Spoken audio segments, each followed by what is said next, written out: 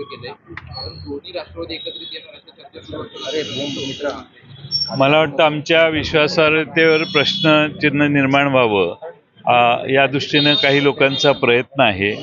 महानगरपालिकेच्या निवडणुका या महाविकास आघाडीत ज्या शहरात शक्य आहे त्या शहरात महाविकास आघाडीबरोबर लढवायचा हा प्रयत्न आमचा आहे आणि मला वाटतं तो यशस्वी होईल. काँग्रेससोबत देखील चर्चा सुरू आहे. काँग्रेस ही महाविकास आघाडीचा घटक आहे. काँग्रेसशी आमची पूर्वीपासून आघाडी आहे, त्यामुळे त्यांच्याशी आम्ही चर्चा करतो. दोन राष्ट्रवादी एकत्र येत आहेत, त्या दृष्टीने पावलं पडतात. महाविकास आघाडी म्हणून कुठे कुठे लढणार आहे आपला पक्ष?